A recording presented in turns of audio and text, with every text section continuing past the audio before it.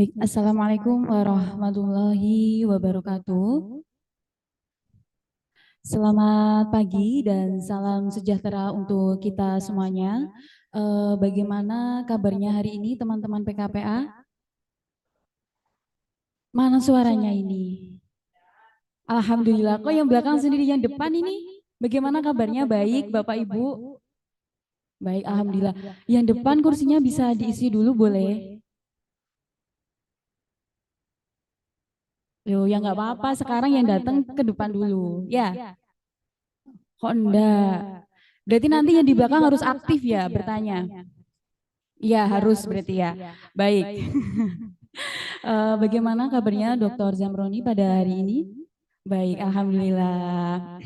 Baik, materi kita pada hari ini yaitu tentang hukum acara perdata, yang mana ada 3 sesi. Sebelum materi dimulai, izinkan saya membacakan CV beliau terlebih dahulu. Pendidikan, Doktor Ilmu Hukum, Universitas Erlangga Surabaya, profesi dan aktivitas, avokat, registered, peradi, mediator non-hakim di Pengadilan Negeri Surabaya, dosen Fakultas Hukum Universitas Hang Tuah Surabaya, asesor BNSP bidang perencanaan kontrak, Direktur Badan Mediasi dan Konsiliasi Indonesia, trainer mediator bersertifikat TOT Mahkamah Agung Republik Indonesia. Organisasi beliau yaitu pengurus Perhimpunan Advokat Indonesia, pengurus Asosiasi Perencanaan Kontrak, pengurus Pusat Mediasi dan Resolusi Konflik, Asosiasi Pengajar Hukum Acara Perdata, dan selanjutnya kontributor World Bank Essay of Doing Business. Baik, langsung saja kita persilahkan Dr. M. Zamroni, Sarjana Hukum, Magister Hukum, untuk menyampaikan materi tentang hukum acara perdata pada sesi 1 pagi hari ini. Monggo.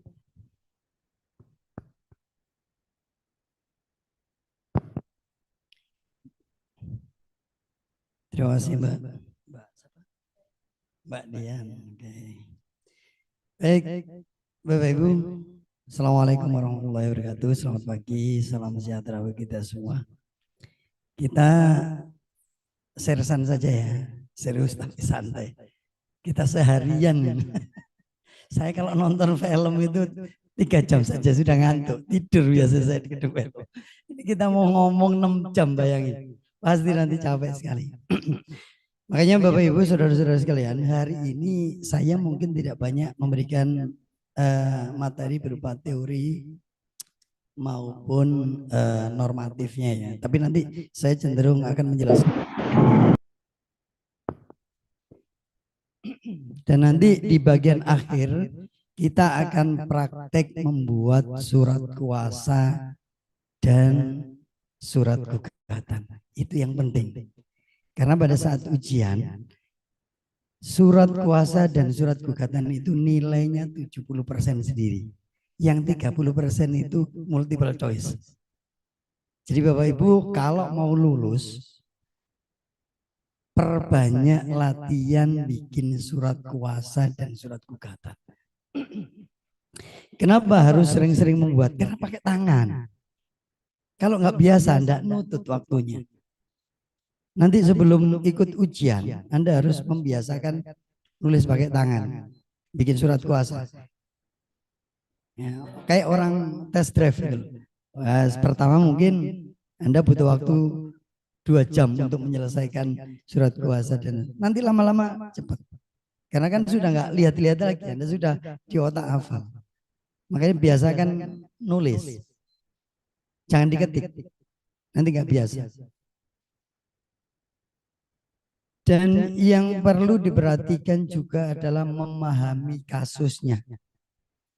Kemarin kasus terakhir itu perceraian. Jadi kemungkinan ujian berikutnya bukan perceraian. Karena perceraian itu cukup jarang sekali. Yang banyak itu kan prestasi PMK itu yang banyak. Soal tanah, soal perjanjian kontrak dan sebagainya. Nah, karena kemarin sudah perceraian, makanya kemungkinan ke depan Anda cukup belajar yang bukan perceraian. Ya, kita nanti akan banyak belajar di sana. Oke. Nah, Bapak Ibu saudara-saudara sekalian, saya share ya.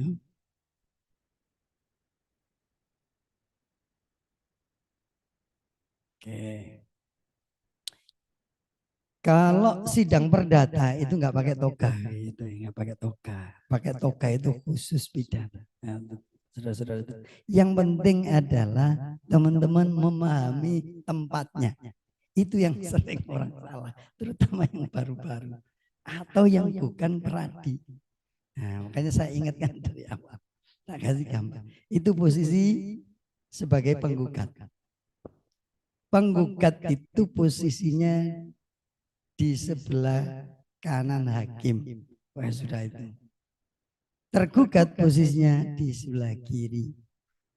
Posisi pidana juga sama. Berarti jaksa di posisi mana? Kanan.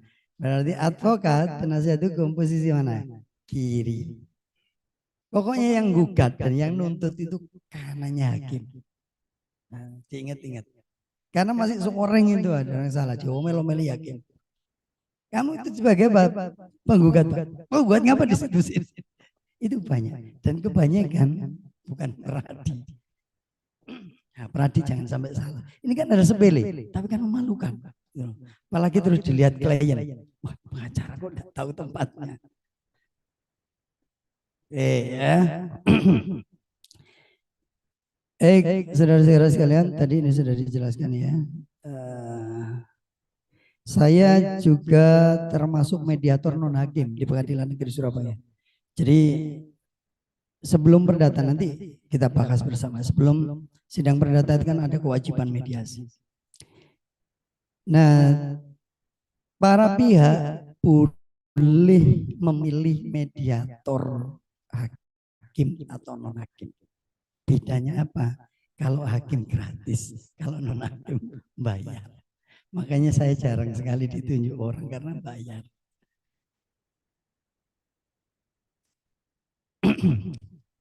Sebelum mulai kita mau simulasi dulu ya. Teman-teman, ini saya ambilkan dari soal-soal terakhir.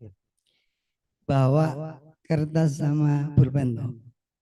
Nah, Anda nanti cukup tulis 1A, 2, B, 3, C gitu ya.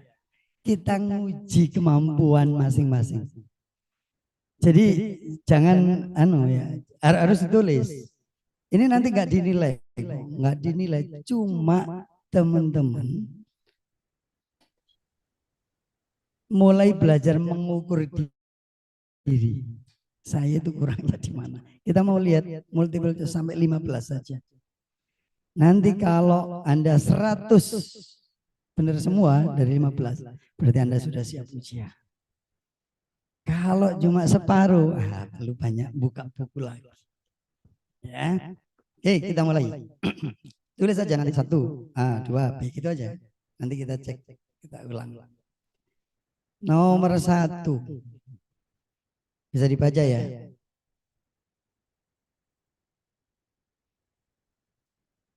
Pilih A, B, C, D. Ini kata-kata yang sama. Anda biar bisa memahami kata-kata yang ada di soal. Sudah? Nah, jangan lama-lama, waktunya tidak nutut. Ini kan simulasi ujian. 2.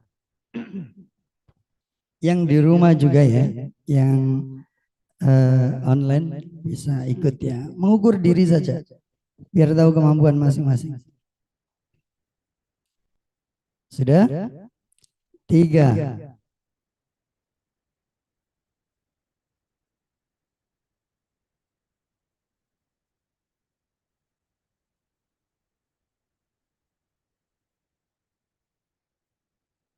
Mulai agak pusing. Jangan lihat contekan ya, karena Anda mengukur diri saja kok. Salah enggak apa, justru Anda tahu. 4.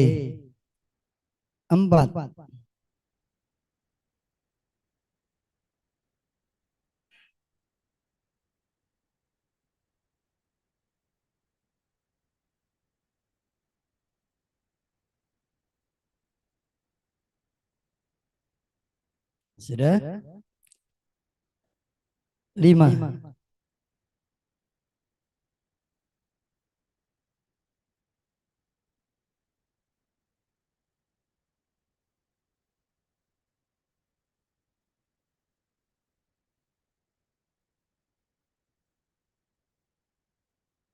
Sudah? Oke. 6.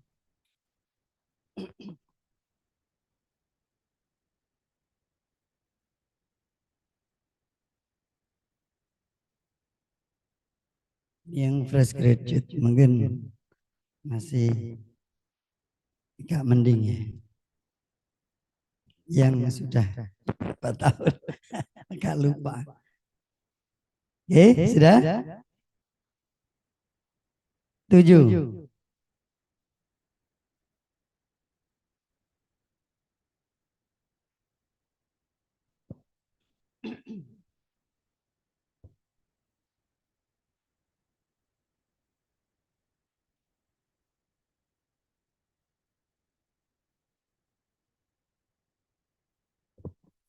Oke, 8.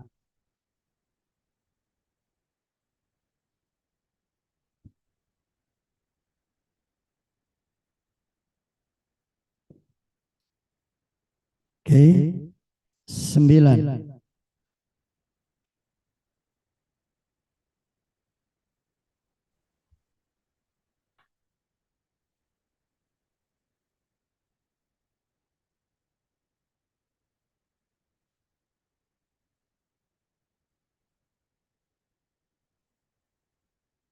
Sudah?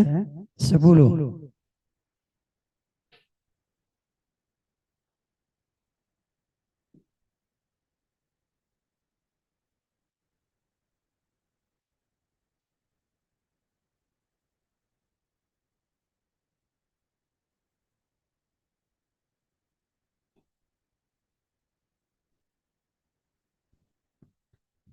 Oke, 11.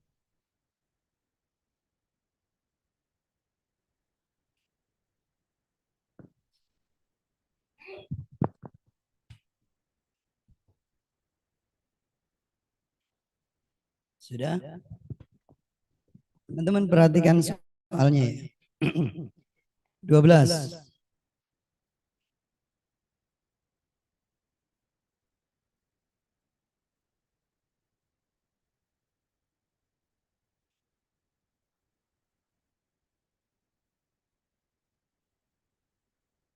Oke,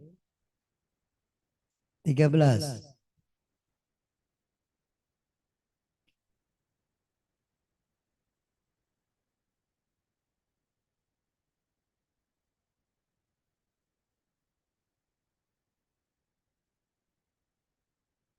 Sudah? 14.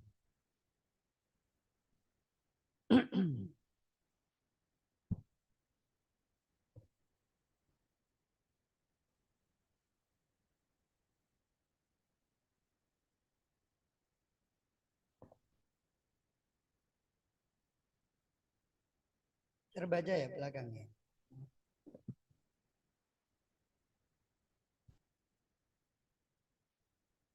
Kata-katanya diperhatikan.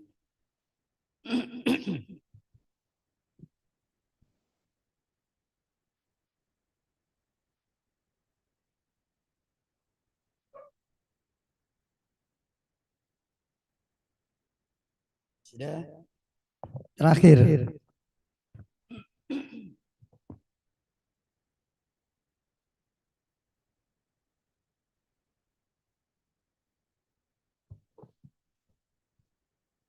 Oke, sudah semua ya. Kita mulai dari awal lagi. Dilihat dari 15 itu berapa yang benar? Alat bukti dalam hukum acara perdata adalah di bawah ini. Kecuali apa jawabannya? Jawabannya ada yang C, ada yang selain C. Ada lagi yang lain. Jawabannya adalah C. Tidak apa-apa. Nanti ditulis nanti kan kelihatan ya. Jawabannya nanti kita jelaskan ya. Saya tidak bahas dulu ya. Jadi ahli itu tidak termasuk alat bukti perdata. Kalau pidana masuk. Nah teman-teman harus bisa membedakan itu ya. Harus bisa membedakan. Kedua, di bawah ini bagian kecuali. Mana jawabannya? Ada yang lain? Jawaban yang benar adalah C. Diktum. Diktum itu amar putusan. Jadi adanya di putusan. Nanti kita bahas bersama ya. Kita refresh saja. Ketiga,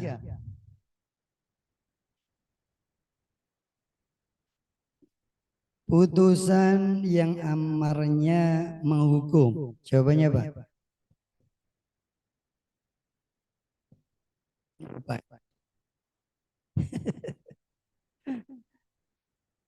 Anda jawab apa di situ?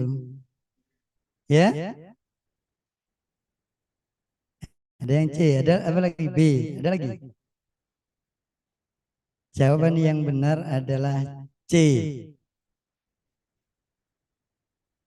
Sudah berapa yang benar? Kelihatan loh kalau kita cek ternyata kan, belum siap kita kan. Berikutnya masuk ke pihak ketiga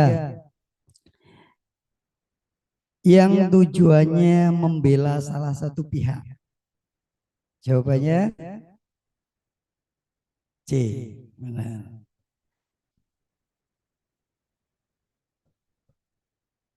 Lanjut, jika pihak penggugat tidak hadir dalam persidangan tanpa alasan dan sudah dipanggil secara patut, maka hakim menjatuhkan. Jawabannya apa?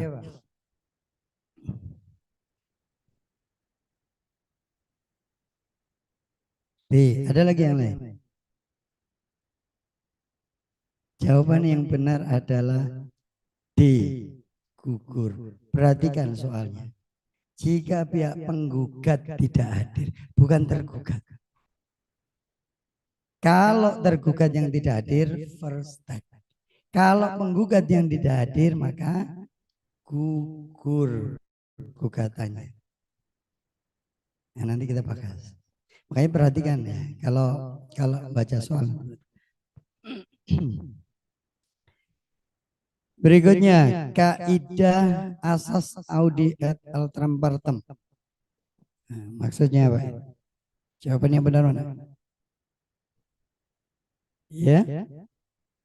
B. Ada lagi yang lain? Ada lagi yang lain? Jawaban yang benar adalah C. Itu asas keseimbangan sebenarnya. Jadi hakim itu wajib mendengar dari kedua belah pihak. Di teman-teman diperhatikan betul ya. Karena memang ini sedikit hafalan, saya sedikit menghafal. Berikutnya, perkara volunteer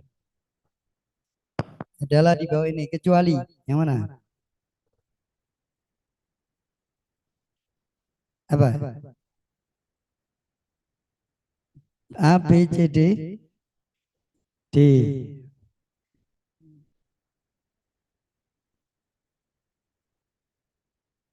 Ada lagi selain D?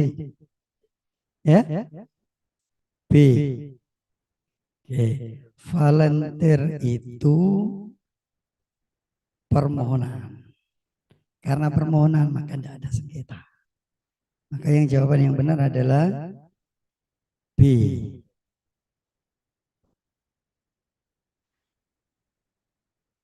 Lanjut. Gugatan sederhana diputus dalam waktu berapa hari? A, B, C, D. Ya? B. Ada lagi? Jawaban yang benar adalah C. 25 hari.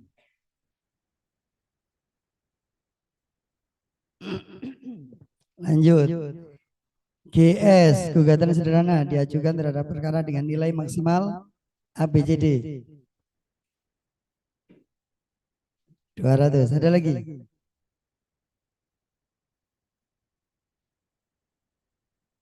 Jawaban yang benar 500 juta. C.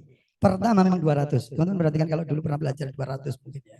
Karena dulu memang 200. Kemudian dinaikkan menjadi 500. Permanya diubah. Nah, teman-teman sebagai advokat juga penting untuk mengikuti perkembangan peraturan. Jangan malas baca buku atau baca peraturan perundang-undangan. Karena saya masih menemukan banyak advokat yang pakai undang-undang lama, perma lama, aturan lama. Saya bilang, kamu nggak pernah baca atau gimana? Duh, sudah berubah tuh. Duh ya pasti. Harus ngikuti. Kalau punya uang, ikut di banyak komunitas peraturan perundang-undangan seperti hukum online itu berbayar. Nanti kalau ada aturan baru kita dikasih tahu di email, diikuti. Ya. Oke. Eksepsi prematur. Apa istilahnya? ABCD. Apa? Ada yang bisa jawab? Enggak usah malu, ini belajar kok. Salah enggak apa-apa. B. B itu obscure libel. Apa obscure libel itu? Kabur. Ya. Yang benar berarti yang mana? D jawabannya, dilatoria. Nanti kita bahas juga ya. Kita cek aja. Berikutnya, upaya hukum yang dapat dilakukan pihak penggugat terhadap putusan Verstek ABCD. Apa?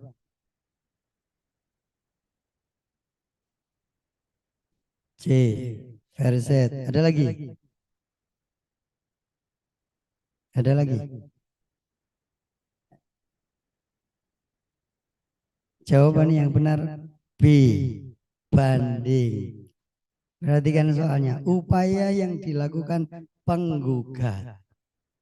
Kalau tergugat, verset. Kalau penggugat enggak boleh verset kemudian.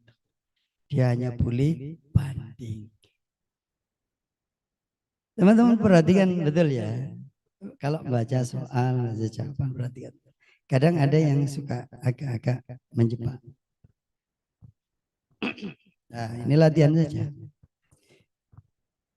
Upaya hukum PK tenggang waktu berapa lama? A, B, C, D.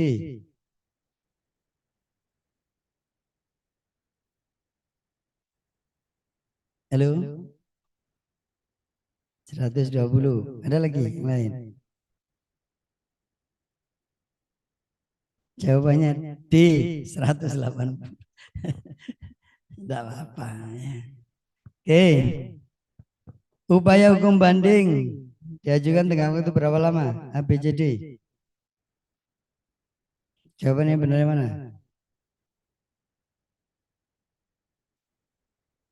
Halo? Berapa? Ya? D. Jawaban yang benar adalah C. Kalau D itu inkra malah tidak boleh kalau sudah inkra. Ya. Pernyataan di bawah ini benar kecuali yang mana yang salah?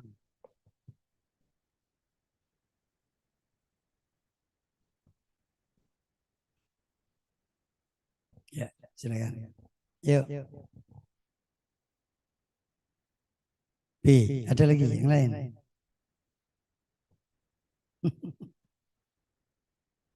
D. Yang salah adalah C. Banding tidak wajib melampirkan memori banding. Terakhir, mediasi dilaksanakan jangka waktu berapa hari? B, 30 hari, ya benar semua. Sekarang pertanyaan saya, ada yang benar 15, 14, 13, 12, 11, 10, di bawah 10 semua. Berarti belum siap ujian. Butuh banyak membaca buku. Ini sudah pertemuan keberapa ini? Sudah mau terakhir ya? Belum. Artinya teman-teman sebenarnya secara belum siap. Ya. Tapi enggak apa-apa, makanya itu. Jadi teman-teman bisa mengukur diri. Oh ternyata saya belum siap. Kalau nekat ujian bisa tidak lulus. Kan begitu. Nah, kita akan belajar hukum acara perdata sambil merefresh. Ya. Nanti tidak hanya apa yang kita pelajari hari ini, teman-teman juga kalau mau ujian sering-sering baca buku. Buku hukum acara perdata. Punya bukunya siapa itu? Subekti atau Yahya Arab. Itu lengkap.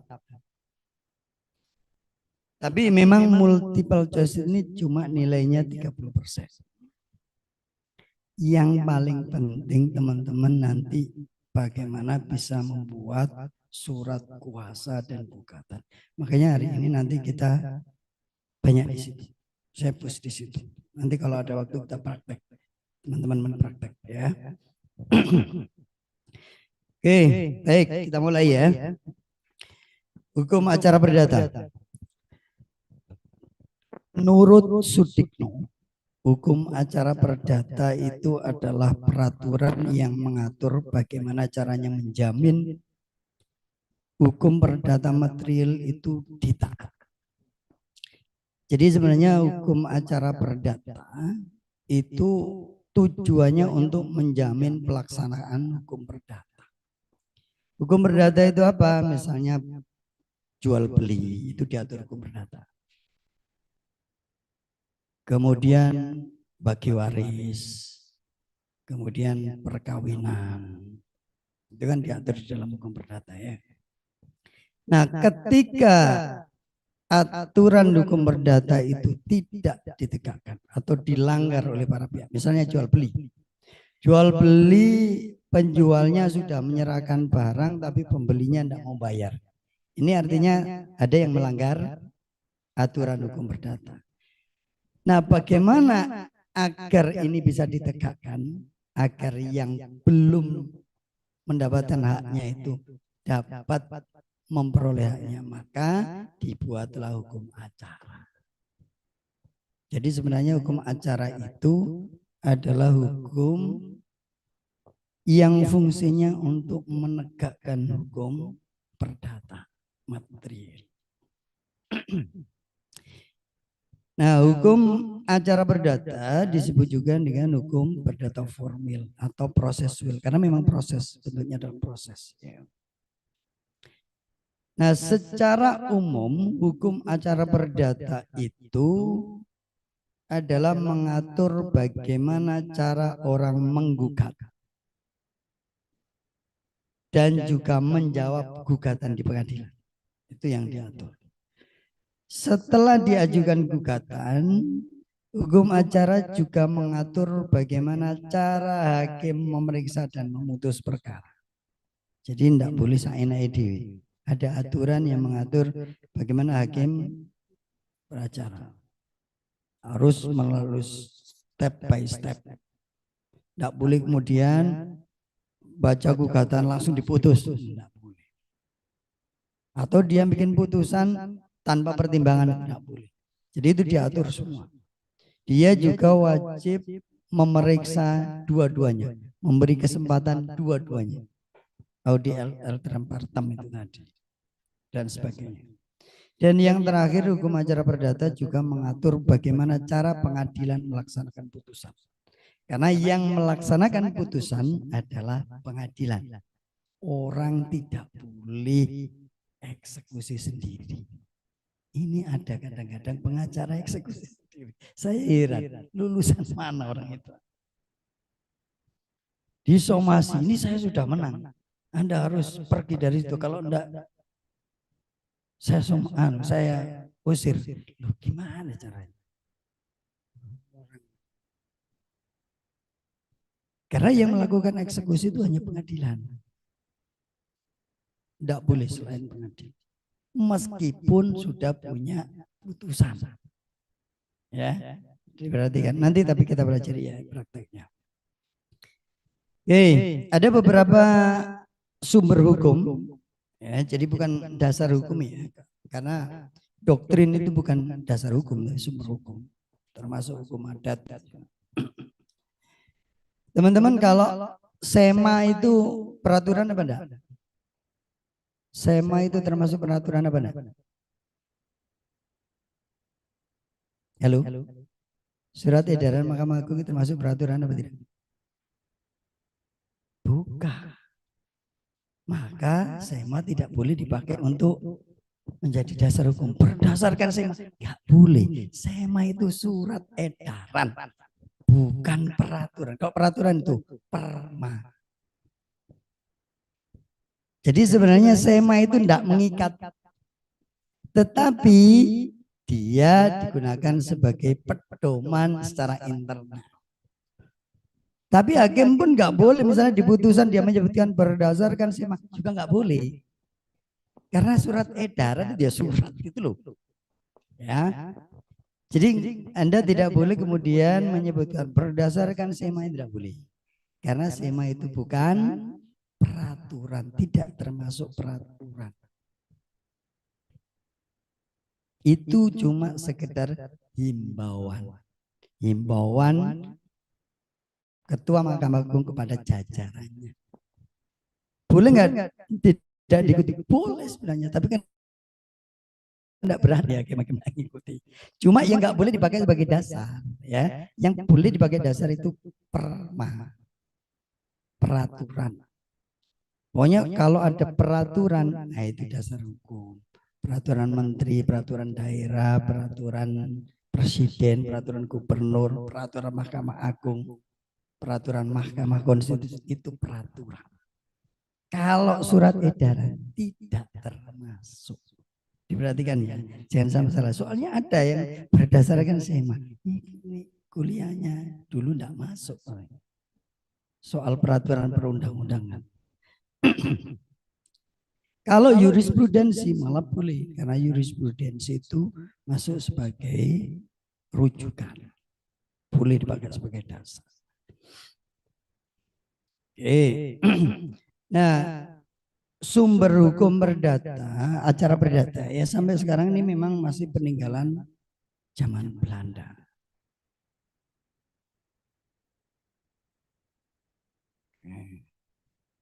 Jadi yang dipakai itu sebentar ini kan.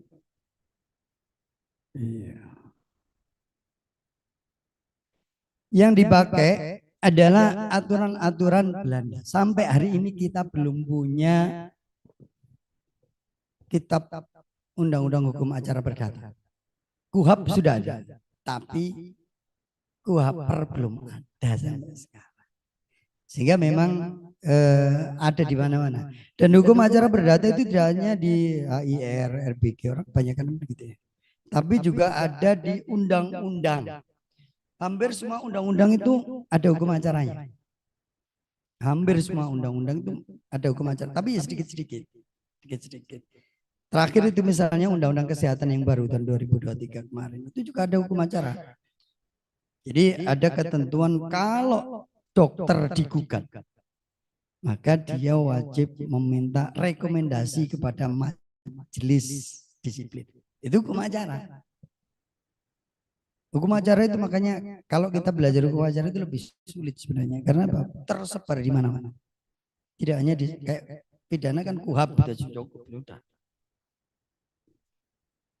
Tapi kalau acara perdata itu nyebar di mana-mana. Teman-teman nanti sering-sering untuk update perma, karena perma itu juga sering berubah. Ya.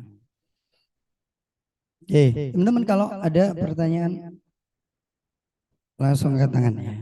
Nggak apa-apa. Jangan malu bertanya daripada nanti jawab salah. Ada beberapa asas hukum acara perdata. Yang pertama, hakim bersifat pasif. Ini kalau di RUU, sekarang sudah ada RUU-nya ya, tapi belum disahkan. Bahkan juga belum dibahas RUU hukum acara perdata. Itu diusahakan aktif. Itu maksudnya bagaimana? Maksudnya sebenarnya kalau dulu hakim itu tidak terlalu, karena kan pembuktiannya itu yang dicari adalah kebenaran formil. Ada yang tahu bedanya kebenaran formil dan material? Angkat tangan. Halo. Tidak apa-apa, salah tidak apa-apa.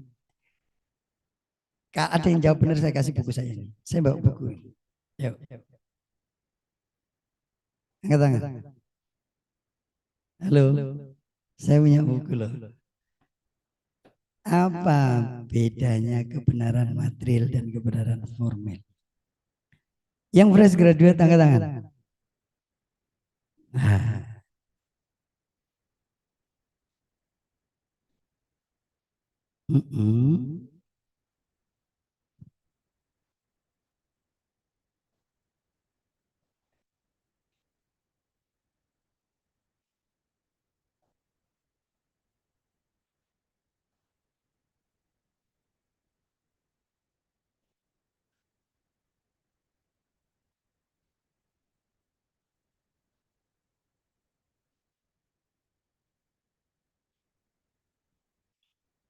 Oke, ada lagi yang lain?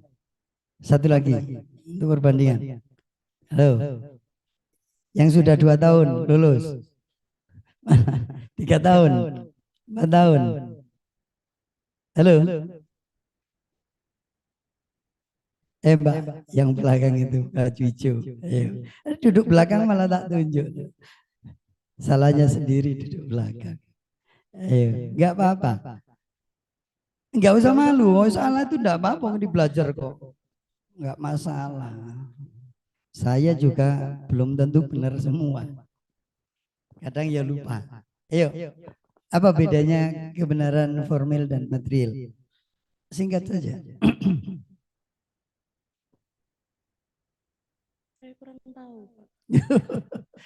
Waktu dulu kuliah diajarkan seperti apa? Dosennya bilang apa? Lupa sudah. Depannya, mbaknya depannya.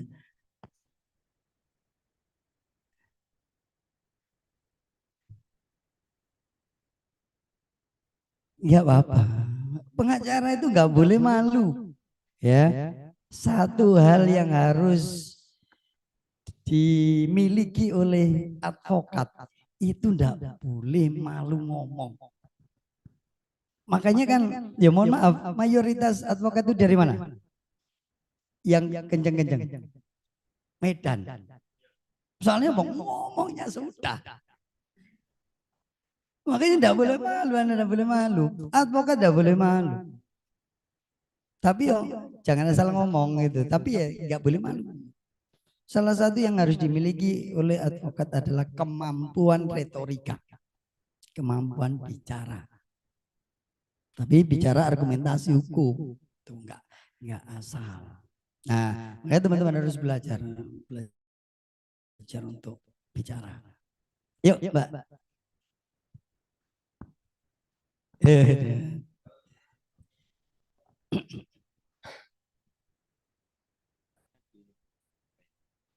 Misalnya di perkara-perkara perdata itu kan kebanyakan hakim itu menguji berdasarkan alat buktinya, kayak misalnya apakah dari sertifikatnya kayak gitu.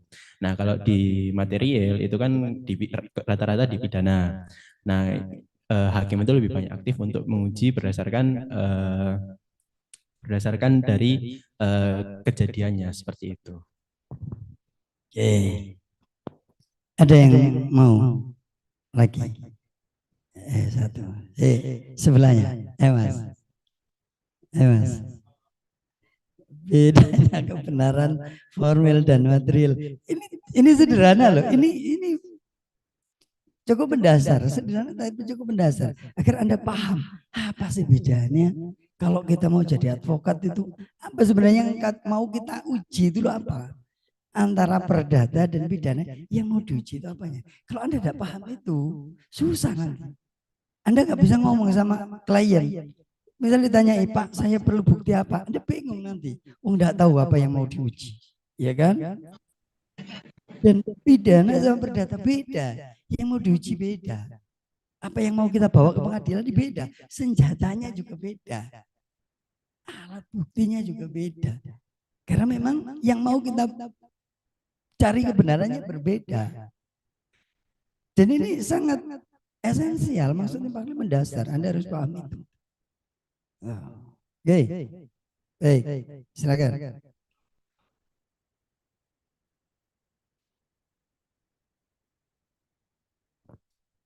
Ya, sebentar. Ini yang menjawab benar.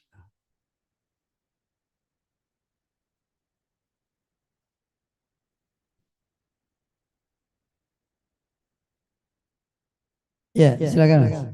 Saya tunggu. Kalau kebenaran formil itu tentang cara menerapkan alat buktinya, Pak.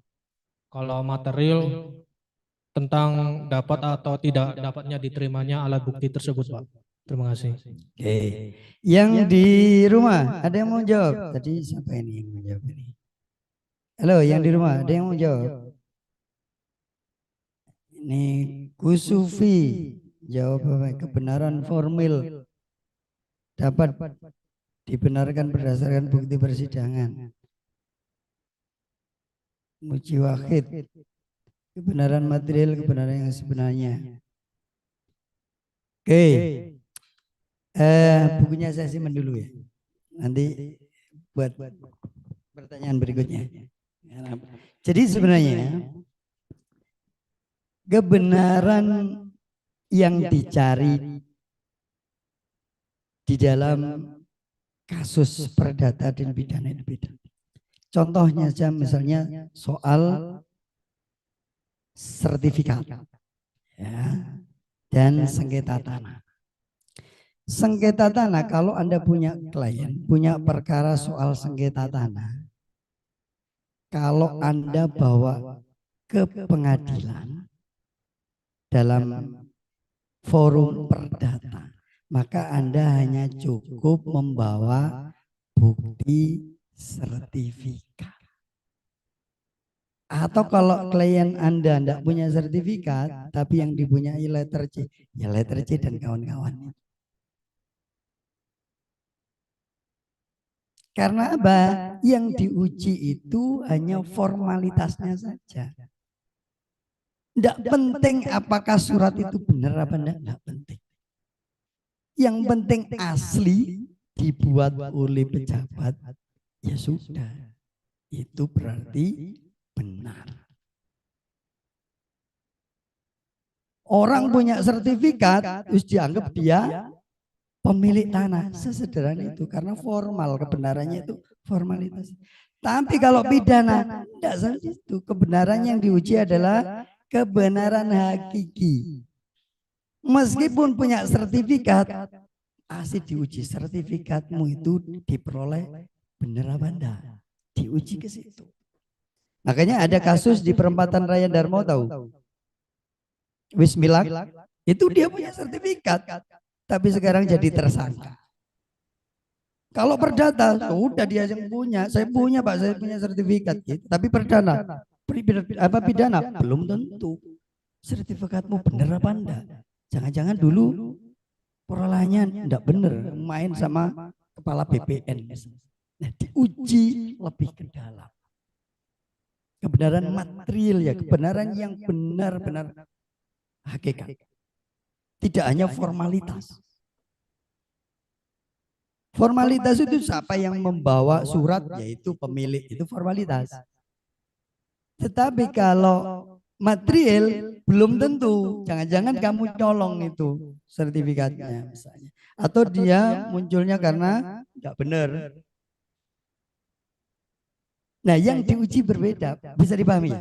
Yang saya jelaskan. Bisa dipahami antara kebenaran formil dan material.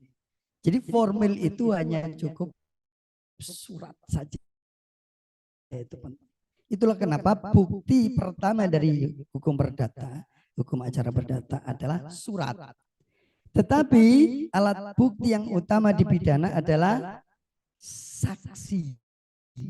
Orang yang tahu. Oh enggak Pak, itu sertifikatnya dulu itu main mata sama ketua PP. Misalnya begitu. Sehingga keberaniannya lebih material. Bisa dipahami ya? Oke, makanya teman-teman harus paham itu. Sehingga kalau mau kasus pidana, oh ini tidak hanya surat Pak. Tapi ini juga akan diuji. Anda harus tahu. Tapi kalau perdata, oh ini cukup. Anda pokoknya punya sertifikat, Anda menang. Gitu. Tapi pidana, saya punya sertifikat. Belum tentu Anda menang. Masih diuji nanti sertifikatnya perolahannya nanti seperti apa. Karena kebenarannya memang dicari. Itulah kenapa hakim bersifat pasif. Tidak terlalu masuk ke dalam. Yes, pokoknya orang bawa surat.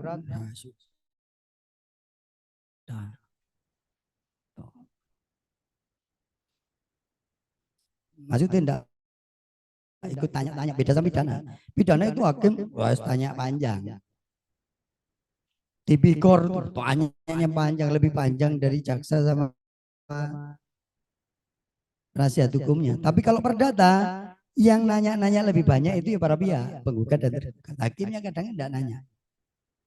Sudah.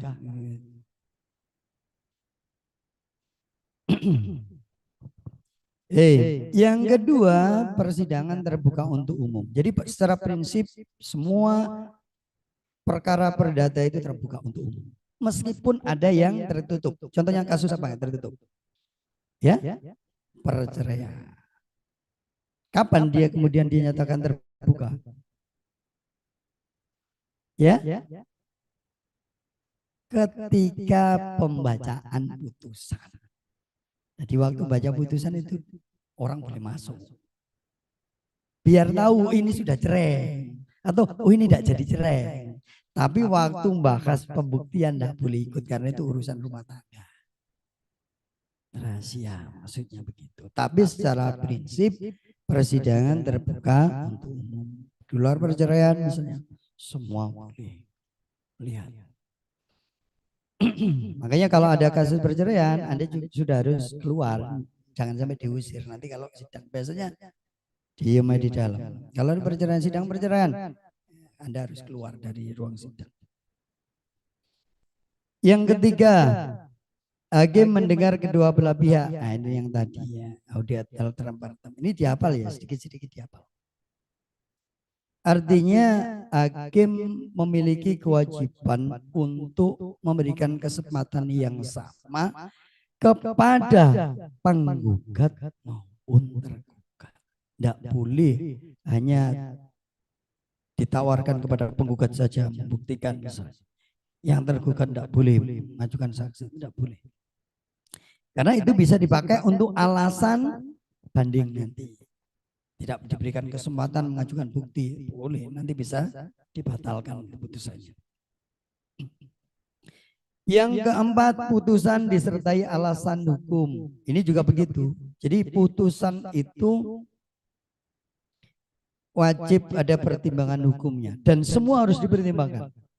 Teman-teman kalau baca putusan itu harus teliti. Kalau ada yang tidak dipertimbangkan nanti bisa dipakai untuk alasan banding. Nah kadang-kadang hakim itu teledor. Hakim teledor atau memang karena kalau di Surabaya ini kan kebanyakan kasus. Kalau di luar Surabaya tipe-tipe C misalnya atau B di kota-kota kecil itu kadang tidak ada perkara. Makanya hakim kalau bikin putusan itu lebih serius. Tapi kalau di Surabaya ini hakim itu kadang nangani 10 perkara, 15 perkara satu hari, bayangkan. Makanya saya itu salut sama hakim. Teman-teman tidak boleh kalah sama hakim. Hakim itu meskipun satu hari 10 perkara, itu dia di otaknya itu selalu nyantong. ganti orang, ganti perkara gitu. Tahu ini perkara ini, yang kemarin begini. Nanyanya itu nyambung. Saya heran. Saya kadang megang dua perkara saja sudah bingung. Ini kemarin itu soal apa sih gitu? Ini beneran ini. Makanya hakim yang dibawa ke Surabaya itu sudah cerdas-cerdas karena dia sudah keliling-keliling di kota-kota kecil. Makanya teman kalau praktek di Surabaya harus cerdas. Tidak boleh. Karena lawannya sudah canggih semua. Kalau pidana, jaksanya sudah canggih yang ditaruh di Surabaya. Hakimnya juga canggih. Pengajarannya juga mayoritas ya canggih-canggih. Tapi ya jangan khawatir, jangan khawatir. Kita ini termasuk advokat itu kan termasuk profesi hukum yang Anda tahu kita ini seperti minimarket. Tahu minimarket?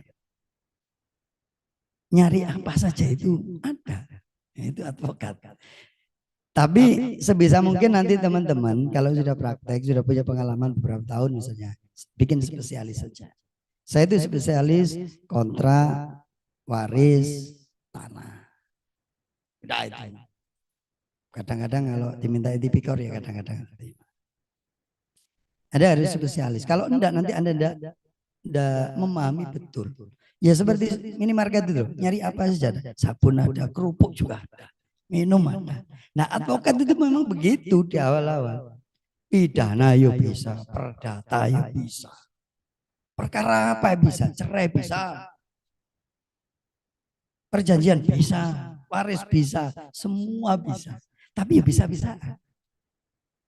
Sebenarnya kita itu bisa-bisaan aja. Sementara lawan kita lebih spesialis. Pidana lawan kita siapa? Jaksa. Spesialis dia. Mulai dari A sampai Z perkara pidana. Hafal dia. Karena dia hanya megang satu itu pidana. Sementara kita megang sembarang. Makanya biasanya JPU itu lebih bagus argumentasi hukumnya. Karena dia memang spesialis. Nah lawan kita itu rata-rata spesialis. Polisi juga spesialis. Dia nggak pernah bahas perdata. Tapi ya jangan khawatir. Makanya teman-teman kalau nanti sudah praktek, jangan malas baca buku. Dan perkembangan-perkembangan hukum. Lanjut ya. Keenam, persidangan oleh majelis hakim. Ini secara umum ya, meskipun sekarang sudah ada hakim tunggal, yaitu gugatan sederhana. Jadi gugatan sederhana itu dia diperiksa oleh satu orang hakim. Makanya waktunya cuma 25 hari diputus. Yang ketujuh, tidak ada kewajiban mewakilkan. Artinya sebenarnya orang boleh maju sendiri, beda sama pidana. Kalau pidana itu wajib diwakili. Kita tidak boleh kemudian membawa kasus pidana ke pengadilan sendiri, tidak boleh. Kita wajib menyerahkan kepada JPU untuk membawa ke pengadilan. Kalau perdata tidak perlu, kita bisa maju sendiri. Kalau kita dirugikan orang, bisa maju sendiri. Siapapun, mau advokat, mau enggak, kalau dirugikan, bisa maju sendiri. Karena tidak ada kewajiban mewakilkan. Cuma kan tidak semua orang memahami hukum. Sehingga kemudian mereka butuh kita sebagai advokat yang dianggap memahami hukum. Ya. Yang kedelapan, berperkara dengan biaya. Ini prinsip perdata. Artinya karena ini berkaitan dengan hak keperdataan, ya, dan sifatnya pribadi untuk kepentingan pribadi, makanya gugatan itu bayar. Tapi kalau pidana tidak bayar sebenarnya. Tapi prakteknya ya sama aja bayar. Kalau Anda laporan enggak, ya lapor Pak gitu toh ya. Lapor apa? Kadang sudah dibuat laporan ya enggak jalan. Nah, lupa ini kan gratis. Iya, enggak apa-apa gratis. Tapi ya enggak jalan. Jadi sebenarnya ya kalau ngomong biaya ya semua ada biaya. Cuma kalau perdata itu resmi biaya memang. Jadi Anda harus kalau daftar Anda diminta untuk membayar uang perkara. Namanya skum. Tetapi kalau pidana sebenarnya tidak bayar. Nah, aturannya tapi prakteknya ya bayar. Prakteknya. Ya. 9. Peradilan dilakukan demi keadilan berdasarkan ketentuan. Nah, teman-teman, perhatikan ya nomor 9. Nomor 9 itu kalimat demi keadilan berdasarkan ketentuan Yang Maha Esa. Itu namanya titel eksekutorial.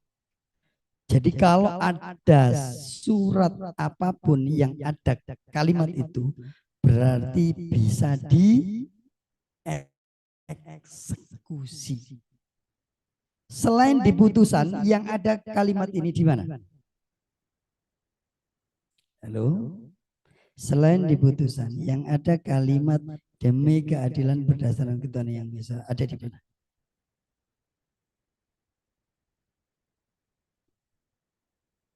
Tidak ada di undang-undang.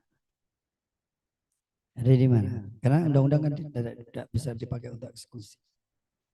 Ada di? Halo? Ini banyak loh. Banyak ini kasus. Halo Mas. Ya. Ini ikonnya Pradi Surabaya masih. Orang paling ganteng seperti. Titel eksekutorial itu adalah kalimat yang bisa dipakai untuk mengeksekusi. Selain di putusan ini ada di sertifikat hak tanggungan. Makanya sertifikat hak tanggungan ini pakai jaminan bank itu. Itu tidak perlu sidang. Begitu debitornya uang prestasi bisa diajukan eksekusi. Makanya nanti sudah ada titel eksekutorialnya. Langsung minta ke pengadilan eksekusi. Begitu juga kalau lawannya nanti bank, Anda jangan protes. Lu ini belum ada putusannya kok eksekusi. Karena memang bisa dieksekusi. Jadi tidak perlu lagi sidang. Karena sudah ada irah-irah demi keadilan berdasarkan. Sehingga dipersamakan dengan putusan. Meskipun itu dibuat oleh pejabat di luar pengadilan. Perhatikan itu ya. Kadang tidak paham orang. Loh ini belum ada putusan kok. Cuma sertifikat hak tanggungan kok dipakai eksekusi. Ya memang bisa karena ada titel eksekutorial. Nah, hati-hati nanti kalau melawan bank atau Anda jadi klien bank. Biar tidak dianggap, loh udah tahu. Nah, perhatikan juga kalimatnya. Kalau kita lihat kalimatnya, demi keadilan berdasarkan ketentuan. Artinya sebenarnya semua perkara apapun itu dasarnya bukan berdasarkan peraturan undang-undang. Tapi berdasarkan apa? Ketuhanan yang Maha Esa. Artinya apa? Sebenarnya peraturan perundang-undangan itu ketuhanan. Nilai ketuhanan itu apa? Moral. Etik. Jadi sebenarnya tinggian mana peraturan undang-undang sama moral? Ya tinggian moral dan etik sebenarnya. Hakim sebenarnya mengadili dasarnya itu. Tapi kan enggak. Prakteknya ya kalah sama peraturan perundang-undangan. Padahal titel eksekutorial ya itu jelas-jelas ditulis berdasarkan ketuhanan yang nilai ketuhanan yang diutamakan. Tapi sampai hari ini kan enggak. Ya kan? Hukum di Indonesia masih positif. Masih cenderung berdasarkan aturan yang dibuat manusia. Tidak berdasarkan ketuhanan yang Maha Esa. Sehingga masih kita banyak melihat ada kasus-kasus yang kecil kayak nenek Mina itu diadili sampai ke pengadilan. Tapi kasus-kasus besar malah hilang. Karena apa? Peradilan kita belum mengadili berdasarkan ketuhanan yang Maha Esa. Tuh ya. Oke. Ke-10, peradilan dilakukan dengan sederhana, cepat, dan biaya rakyat. Ini prinsipnya. Tapi prakteknya ya berdasarkan dilakukan dengan tidak sederhana, rumit, lambat, dan biayanya mahal. Itu prakteknya. Tapi teman-teman ya tidak usah pesimis ya, tidak usah pesimis. Tapi prinsip ini sudah mulai jalan. Artinya kalau dulu itu sidang perdata di PN saja itu bisa lebih dari 1 tahun. Sekarang sudah tidak sampai, maksimal 6 bulanan sudah diputus. Kalau dulu sampai 1 tahun 2 tahun di PN saja, belum PT. Makanya dulu perkara itu bisa sampai 10 tahun dulu. Sekarang mungkin 2-3 tahun selesai. Kemudian hakim dilarang menolak perkara dengan dalil belum ada hukumnya. Nah, itulah tadi bahwa keadilan itu berdasarkan ketuhanan yang Maha Esa. Artinya kalau tidak ada dasarnya, nggak ada aturan undang-undang, hakim itu tetap harus menggali. Wajib menggali moralitas yang ada di masyarakat, yang hidup di masyarakat. Etika yang ada di masyarakat itu bisa dipakai sebagai rujukan untuk mengadili. 12, pemeriksaan dalam 2 tingkat, yaitu yudek fakti dan yudek yuris. Yudek fakti itu berada di mana? Kalau yudek fakti ada di mana? Yudek fakti itu apa sih? Yudek fakti itu adalah peradilan yang mengadili fakta. Makanya disebut yudek fakti. Nah, yudek fakti itu ada di pengadilan negeri dan pengadilan tinggi. Jadi pengadilan negeri dan pengadilan tinggi itu mengadili berdasarkan fakta hukumnya. Makanya disebut yudek fakti. Ingat-ingat ya, yudek fakti itu ada di pengadilan negeri dan pengadilan tinggi, itu 1 tingkat. Nah, tingkat berikutnya namanya yudek yuris. Itu Mahkamah Agung, baik kasasi maupun PK. Itu masuk kategori yudek yuris. Maksudnya yudek yuris adalah peradilan yang mengadili berdasarkan aturan hukumnya, bukan lagi fakta. Jadi yudek yuris itu hanya mengadili apakah hakim sudah memutus berdasarkan aturan hukum dengan benar atau tidak. Itu yang diuji. Tidak lagi menguji fakta. Makanya di putusan Mahkamah Agung selalu ada tulisan, biasanya lagi pula kasasi tidak lagi memeriksa fakta. Oke, sampai sini ada pertanyaan? Tidak ada. Mudah-mudahan nyantol, tidak ngantuk.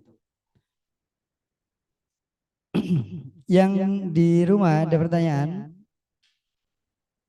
Gak ada ya.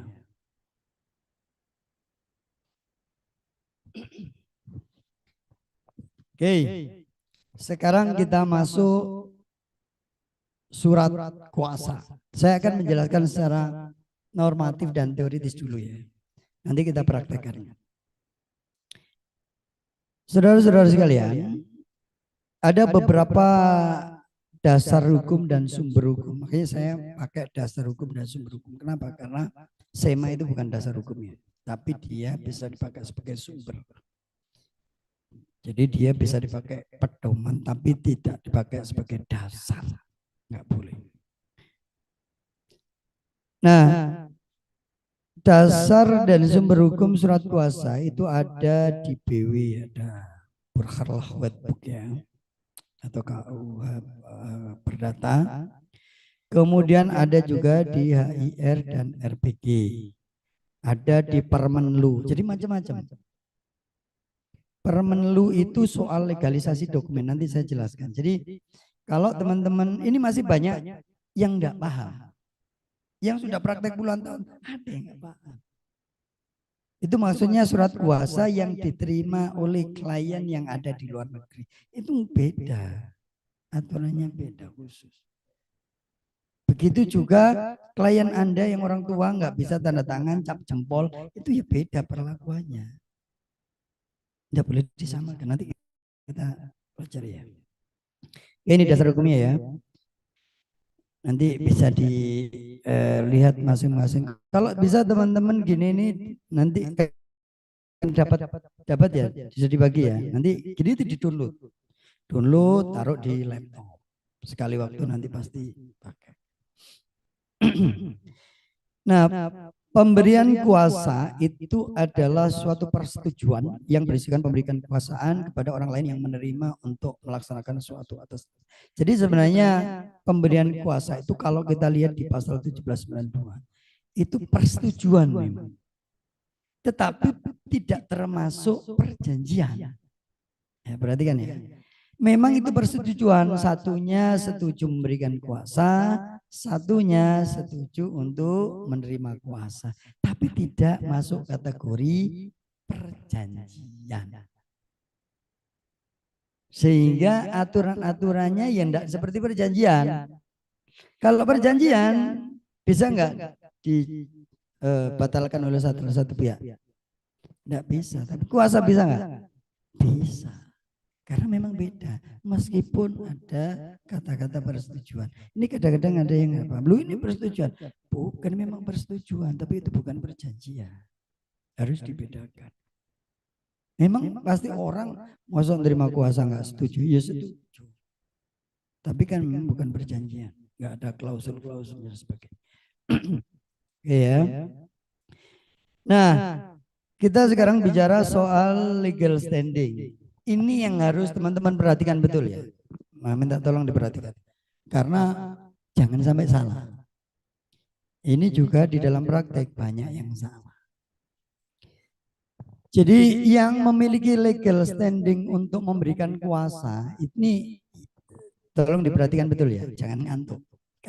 Karena banyak salah. Bahkan anak buah saya itu sudah ngomong bolak-balik itu kadang salah. Saya itu malu kadang-kadang. Oke. Yang pertama adalah orang yang cakap hukum. Perlu nggak saya jelaskan cakap hukum? Maksudnya ada yang paham nggak cakap hukum? Paham semua? Pak cakap hukum maksudnya apa? Yang maksudnya cakap hukum itu apa? Dewasa usianya berapa?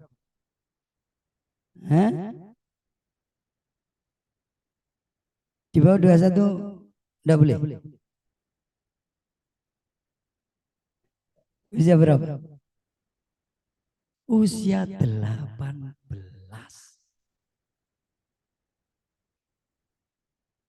Jadi kalau 21 itu memang ada di Undang-Undang Perdata PW. Tapi itu sudah ketinggalan zaman. Karena di undang-undang baru, misalnya di undang-undang jabatan notaris, yang bisa membuat akta itu usia 18. Nah, ini perhatikan betul. Ya, legal standing-nya itu perhatikan betul, teman-teman ya. Diingat-ingat, jangan sampai salah. Nanti lupa ini usianya belum 21 loh. Enggak boleh bikin kuasa. Kan? Harus diperhatikan ya. Nanti update. Makanya undang-undang diupdate, undang-undang lebih buruk. Diupdate.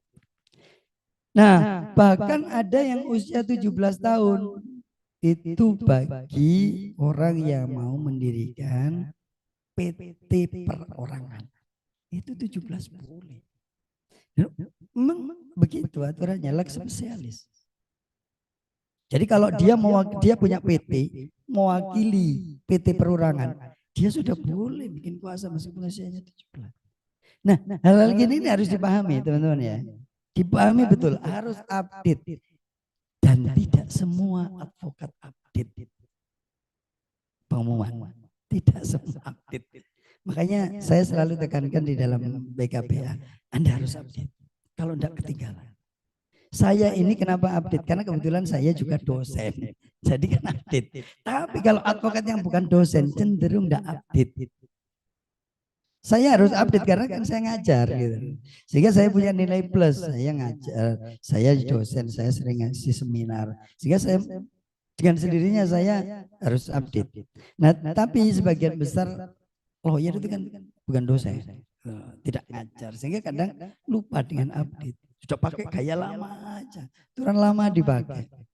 Nah, teman-teman saya sampaikan, meskipun Anda bukan dosen, Anda harus selalu update, sering-sering update aturan. Ya.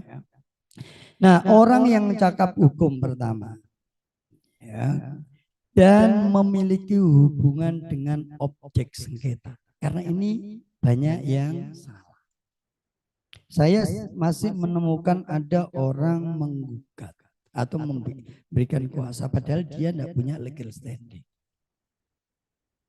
Dia punya tanah, tanahnya itu punya orang tuanya. Orang tuanya lumpuh gitu. Lumpuh kena stroke ya, lumpuh. Tapi sertifikat itu atas namanya orang tuanya. Sehingga hubungan dengan objek sengketa siapa? Si orang tua. Tapi anaknya itu yang bikin kuasa. Dan cilakanya lawyernya itu terima. Nah, itu kan cilaka. Makanya harus hati-hati. Ini saya mewakili orang tua, Pak. Hati-hati. Orang tuanya masih ada. Hati-hati ya. Jadi selain cakap, dia harus memiliki hubungan dengan objek. Harus tanya betul. Ini tanah ini atas nama siapa? Orang tua. Ya, orang tuanya, Pak. Yang bikin kuasa, jangan Bapak. Itu ya. Perhatikan betul. Satu, itu kalau orang. Jadi harus cakap satu. Yang kedua, memiliki hubungan dengan objek. Yang kedua yang punya legal standing untuk memberi kuasa adalah orang tua mewakili anak yang belum dewasa.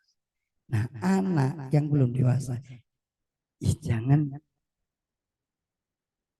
sampai kita terima kuasanya, minta orang tuanya. Ya, tanya, usianya berapa, Bu? Kadang sekarang itu anak-anak sekarang kan besar-besar. Kadang tidak nanya usianya, sudah. Ini anak saya yang mau berperkara, sudah tekan kuasa. Ya, ada itu juga kasus kecelakaan lalu lintas. Jadi tidak boleh ini belum. Dia harus diwakili oleh orang tuanya. Bikin kesepakatan. Karena dia belum berwenang membuat kesepakatan. Perhatikan betul ya. Jadi kalau anak-anak yang belum dewasa, belum cakap hukum, maka yang memiliki legal standing adalah orang tuanya. Nah, perhatikan ya. Yang ketiga, wali. Kalau anaknya itu berada di bawah perwalian. Ini juga begitu. Kalau ada anak-anak, Anda tanya, ya kalau ada klien anak-anak, dia kebetulan dia anak-anak itu yang punya kasus. Tanya, apakah dia berada di bawah perwalian atau tidak. Jadi hal-hal detail begini di awal Anda harus perhatikan, ya. Jangan sampai bikin kuasa ternyata keliru. Kadang-kadang itu perwalian itu bukan tidak selalu orang tua gitu loh, paham? Kadang-kadang yang jadi wali itu bukan orang tuanya, karena orang tuanya tidak memiliki kondisi yang bagus. Kemudian perwaliannya diserahkan ke pamannya misalnya, itu ada. Kalau sudah ada perwalian, orang tuanya tidak lagi berwenang, walinya yang berwenang. Jadi harus Anda tanya. Itu ya masih ada. Makanya lawyer itu di awal pada saat wawancara sudah diajarkan teknik wawancara. Itu harus detail. Sama seperti dokter. Dokter itu namanya anamnesis, nanya sakit. Kalau ada orang datang kan sakit, apa yang dirasakan, maka yang dikeluhkan dan sebagainya, sampai di tes ke laboratorium dan sebagainya. Lawyer juga begitu. Jangan nanya sekilas langsung, ayo saya bikin kuasa. Ya enggak. Di anamnesis tanya secara detail. Ya. diuji juga bukti-buktinya. Nah ini juga penting. Karena seringkali klien itu datang bawa fotokopi. Itu yang sering. Fotokopi tebel dibawa dari kopernya. Ini saya punya tanah ini. Tapi ternyata fotokopi semua, aslinya tidak ada. Itu sering. Banyak sering ke kantor. Nah harus diuji apakah ada aslinya. Apakah ada saksinya. Jangan langsung teken kuasa saja. Ya. Yang berikutnya pengampu. Ini kalau ada di bawah pengampuan. Kemudian, nah ini yang penting ya teman-teman ya. Kalau PT atau perusahaan daerah, maka yang berwenang adalah direksinya. Karena kadang-kadang itu ada dapat kuasa dari manajer itu. Saya heran, kamu kok bisa dapat kuasa dari manajer itu dasarnya apa? Loh, dia mewakili perusahaan. Ya, dia nggak punya, dia tidak punya kewenangan. Yang berwenang di perusahaan itu direksinya, direktur. Maka lihatnya di mana? Kalau kita lihat legal standingnya di perusahaan perseroan terbatas, lihatnya di mana? Akta, baik akta pendirian maupun perubahan terakhir, perubahan-perubahannya dilihat di situ. Makanya kalau PT, Pak, lihat aktanya. Kalau orang, Pak, lihat KTP-nya. Itu ya. Kalau orang minta KTP. Kalau perusahaan minta akta. Karena nanti kita bisa lihat legal standing situ. Jangan hanya percaya omongannya. Saya yang mewakili perusahaan. Sudah tekan kuasa. Salah. Ya. Kemudian kalau kliennya itu badan hukum berupa yayasan atau koperasi atau perkumpulan, maka pengurusnya itu juga lihat di aktenya. Perhatikan ya, aktenya lihat di akta. Bagaimana dengan CV? Maka yang punya legal standing adalah sekutu aktif. Nanti atas nama orangnya itu, jangan ada Mas Ian, banyak, nggak hanya ada, banyak Mas Ian. Putusan itu di NU gara-gara yang tanda tangan kuasa adalah direktur CV. Aneh. CV itu bukan badan hukum, maka direksinya tidak punya kewenangan. CV itu melekat sebagai harta pribadi. Beda sama badan hukum itu harta yang terpisah. Perhatikan ya, PT itu harta terpisah dari pemilik atau pemegang saham.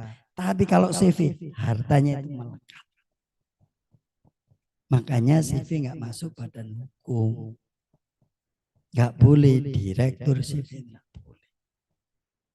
Tapi langsung pada orangnya, terutama sekutu aktif kalau komplementer. Ya, ingat-ingat ya, perhatikan betul. Karena banyak yang sampai putusan loh, bayangkan. Kalau sampai putusan itu kan sudah tidak hanya salah, sampai ke pengadilan. Anda bisa lihat banyak putusan yang ternyata surat kuasa yang salah, banyak. Kemudian sekarang legal standing penerima kuasa. Nah, kalau yang tadi yang memberikan kuasa, sekarang penerima kuasa. Ini juga penting teman-teman pahami agar nanti kalau melawan orang, Anda tahu ini lawan kita ini punya legal standing apa enggak. Kalau enggak punya legal standing, ditolak. Anda enggak punya legal standing, dieksepsi, ya, digugatannya dieksepsi. Nah, yang punya legal standing maksimal itu advokat tentu saja. Advokat itu bisa mewakili siapapun, mau orang atau badan hukum. Asal dia sudah diangkat dan disumpah, sudah dia punya kewenangan. Punya legal standing untuk menerima kuasa. Kemudian yang kedua jaksa. Nah, dia bisa mewakili negara atau pemerintah. Ya. Tapi jaksa tidak boleh mewakili pribadi. Makanya kemarin sempat kasus ijazah palsunya presiden dipermasalahkan. Kenapa? Karena jaksanya itu mewakili Jokowi secara pribadi dan presiden. Ini nggak boleh sebenarnya. Kalau dia mewakili presiden, boleh. Mewakili Jokowi secara pribadi, tidak boleh. Siapa yang boleh mewakili Jokowi pribadi? Advokat. Jaksa tidak boleh. Makanya kemarin sempat dipermasalahkan. Nah, jaksa itu bisa mewakili negara atau pemerintah. Ya, baik dalam kasus pidana maupun perdata.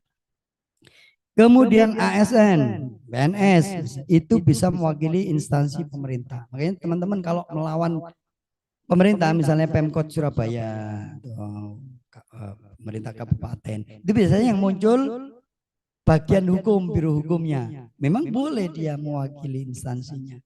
Boleh. Kalau kita mempermasalahkan sertifikat misalnya, yang muncul pasti pegawainya BPN. Karena lawan kita BPN. Yang muncul pasti orang-orang BPN. Dan bukan advokat. Dan mereka itu spesialis tanah. Hanya canggih juga. Kalau Anda melawan orang BPN, itu spesialis tanah. Karena dia yang bahas tanah. Lebih canggih mereka. Ya, kemudian anggota TNI itu bisa mewakili instansi militer. Biasanya di Diskum. Nah, kalau Surabaya ada Diskum Lantamal. Kemudian karyawan itu bisa mewakili perusahaan.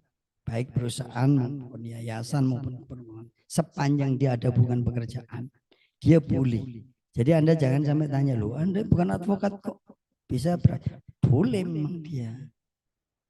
Ya, dia boleh mendapat surat kuasa dari direktur untuk mewakili. Makanya biasanya bank itu yang muncul karyawan bank, tidak advokat. Tapi kalau berat kadang-kadang menunjuk advokat. Saya kadang-kadang ditunjuk. Tapi kalau hal-hal ringan misalnya digugat pembatalan lelang, biasanya kan gitu yang bank-bank itu yang banyak digugat itu pembatalan lelang. Karena bank itu suka ngelelang.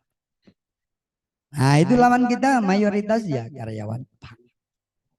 Bukan pengacara. Jarang ketemu pengacara. Kemudian keluarga. Nah keluarga itu sifatnya insidental ya. Jadi dia bisa mewakili keluarga baik sedarah maupun semenda. Garis lurus atas bawah sampai derajat ketiga. Nanti dibaca sendiri ya. Tetapi harus ada surat keterangan dari kepala desa. Jadi selain surat kuasa nanti dilampiri keterangan desa. Kalau enggak Anda tanya. Anda bisa tanyakan. Dia mewakili siapa? Keluarga saya ini. Mana surat keterangan desa? Ya. Oke. Ada pertanyaan? Lihat ya. Oke, sekarang kita lihat kewajiban masing-masing. Nah, kalau haknya kan sudah jelas ya. Kewajiban pemberi kuasa. Nah, di pasal 1808 disebutkan pemberi kuasa wajib mengembalikan persekot dan biaya yang telah dikeluarkan oleh penerima kuasa untuk melaksanakan kuasanya. Begitu pula membayar upah bila ini telah diadakan perjanjian. Perhatikan ya. Bila tentang hal ini telah diadakan perjanjian. Makanya teman-teman kalau membuat surat kuasa biasakan membuat perjanjian. Namanya perjanjian jasa hukum. Ya, bikin surat perjanjian jasa hukum antara klien dengan advokat. Nah, mayoritas di dalam praktek itu jarang bikin. Dia langsung tekan kuasa, udah lisan saja. Oh nanti sekian ya sekian. Akhirnya sering kali bermasalah. Dan banyak yang kemudian dilaporkan ke Pradi. Advokat itu banyak. Hampir 1 minggu itu ada saja yang dilaporkan. Terima uang, enggak dikerjain. Ada sudah janji begini. Anda bikin perjanjian ya. Kadang yang advokat tidak dibayar. Itu banyak. Karena tidak ada perjanjian, tidak bisa nagih. Ada perjanjiannya. Lu dulu Anda kan sepakat, mana buktinya? Tidak ada. Maka usahakan selain bikin surat kuasa juga bikin perjanjian. Nah, saya tekankan. Kalau di tempat saya selalu bikin. Karena itu mengikat. Surat kuasa itu soalnya tidak mengikat. Yang mengikat itu justru perjanjiannya. Nah, tetapi jika penerima kuasa, advokat ya, tidak melakukan suatu kelalaian, maka pemberi kuasa tidak dapat menghindari diri dari kewajiban. Jadi kalau misalnya kita sudah melaksanakan secara maksimal, ya, sesuai dengan kuasa, kita juga tidak melakukan kelalaian, nggak salah. Maka hal-hal yang kita keluarkan itu wajib diganti oleh pemberi kuasa. Semua yang kita keluarkan berdasar aturan ini. Meskipun tidak berhasil dalam urusannya. Jadi misalnya harusnya menang tapi kalah, enggak penting, enggak ada urusan. Yang penting kita sudah melakukan secara maksimal. Ya. Nah sekarang kewajiban penerima kuasa atau advokat. Satu, memenuhi perikatan yang dibuat. Ya. Oh ini pemberi kuasa ini, salah ya teman-teman ya. Ini pemberi kuasa ya, sama dengan yang tadi ya. Jadi ini pengembangan tadi yang ini pemberi kuasa. Nanti coba ya di halaman berapa ini. Kemudian kalau untuk penerima kuasa, satu, melaksanakan kuasanya dengan baik. Yang kedua, memberikan laporan berkala. Ini diatur di undang-undang. Jadi usahakan Anda memberikan laporan secara berkala. Saya itu di kantor saya biasanya kalau setiap kali sidang, itu klien saya WA. Laporan sidang hari ini begini, acaranya begini, begitu. Itu saya biasakan di kantor saya. Semua tim saya minta begitu. Karena itu kewajiban, tapi banyak juga yang nggak pernah laporan. Makanya kadang-kadang ada klien, lawyer saya itu tidak pernah laporan Pak. Kalau tidak ditanya tidak ngomong. Itu banyak gitu. Itu nanti teman-teman perhatikan ya. Lawyer itu satu terikat pada kode etik. Yang kedua, market kita itu dari kepuasan klien. Anda tidak perlu nyari pelanggan. Klien Anda puas, itu nanti ngomong kemana-mana. Tapi kalau klien Anda tidak puas, dia juga ngomong kemana-mana. Anda bisa dapat lebih banyak klien atau kehilangan klien dari klien Anda sendiri. Jadi kalau punya klien, mau klien itu bayar, mau enggak, Anda kasih layanan secara maksimal. Saya tuh meskipun klien saya enggak bayar. Kadang ada yang cuma bayar pisang itu ada. Kadang bawa banteng itu ada. Tapi saya enggak beda-bedakan. Dengan yang bayar tidak beda-bedakan. Karena apa? Dia sekali waktu pasti akan bawa klien. Klien muncul itu bukan dari mana-mana, dari klien itu. Sering kali itu muncul itu dari mana? Oh dikasih tahu Pak ini. Dikasih tahu Ibu ini. Begitu. Karena memang advokat tidak bisa pasang iklan. Nggak boleh pasang iklan, melanggar kode etik. Jadi yang bisa kita lakukan adalah merawat klien. Karena dari klien lain akan muncul klien-klien yang lain. Tapi kalau kita tidak merawat, melukai mereka, maka akan tertutup peluang kita mendapatkan klien. Hati-hati ya. Berikutnya bertanggung jawab atas segala biaya, kerugian dan bunga yang timbul akibat tidak dilaksanakan. Jadi kalau kita tidak melaksanakan kuasa, maka kita bisa digugat sebenarnya. Dan ada beberapa yang digugat oleh klien sendiri itu ada. Ya. Kemudian bertanggung jawab atas perbuatan yang dilakukan baik sengaja maupun karena kelalaian. Jadi kalau kita melakukan kelalaian atau sengaja yang menyebabkan kerugian pada klien, kita juga bisa dimintai tanggung jawab. Oke ya. Nah, hak retensi di surat kuasa itu selalu ada hak retensi. Apa itu hak retensi? Hak retensi itu adalah hak untuk menahan kepunyaan pemberi kuasa atau klien hingga dibayar hak-hak kita. Jadi kita sebenarnya boleh menahan misalnya alat bukti yang sudah ada di tangan kita, itu kita tahan boleh. Tetapi dalam praktek kadang kita dilaporkan penggelapan begitu. Saya bilang sama polisi, kadang-kadang polisi, loh Pak ini ya retensi bukan soal penggelapan. Ini orangnya tidak mau menggelapkan.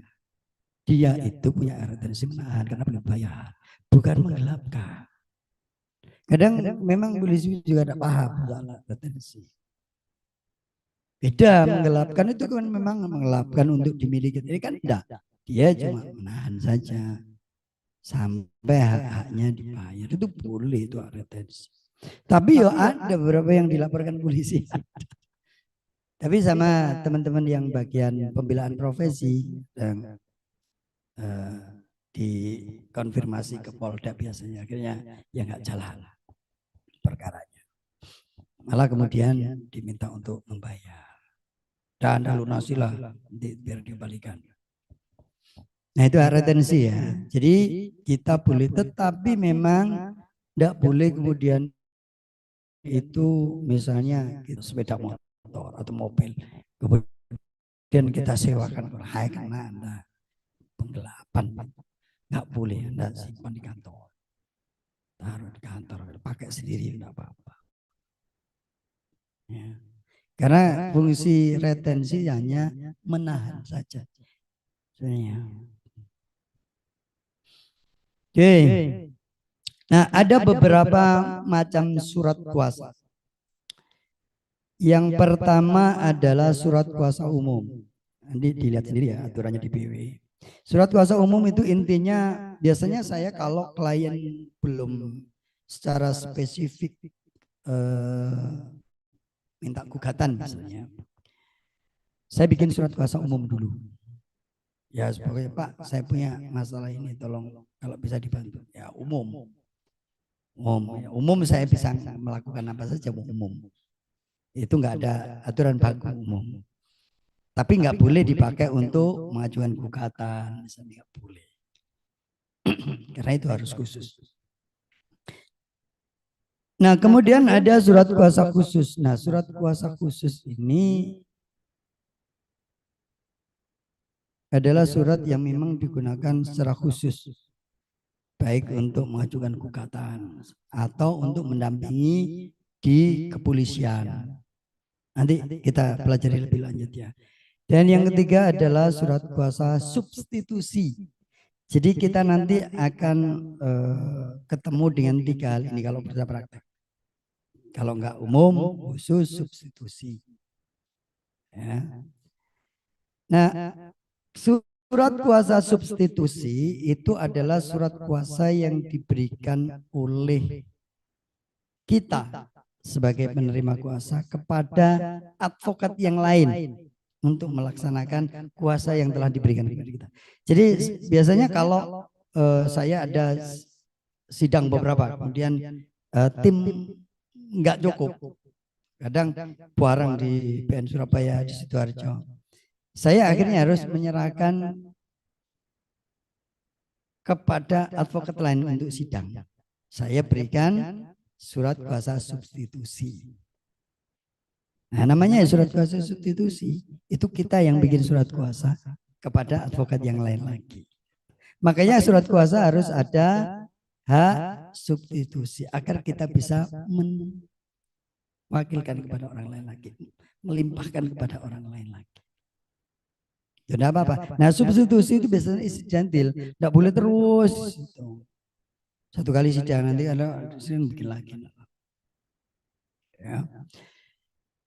Nah, penerima kuasa yang kuasa pokok ya, penerima kuasa itu bertanggung jawab atas orang lain yang ditunjuk tadi sebagai penggantinya jika tidak diberikan kuasa substitusi. Jadi misalnya kuasa kita tidak ada kata-kata substitusi, kita tidak diberikan, tapi kita mensubstitusikan, kita bertanggung jawab penuh. Makanya sebisa mungkin di surat kuasa ada substitusi, nanti kita bahas ya. Kemudian juga jika diberikan kuasa substitusi tapi tanpa menyebutkan nama. Nah, memang biasanya tidak menyebutkan nama. Nah, kita bertanggung jawab ketika ternyata orang yang kita kasih substitusi itu tidak cakap, kita bertanggung jawab.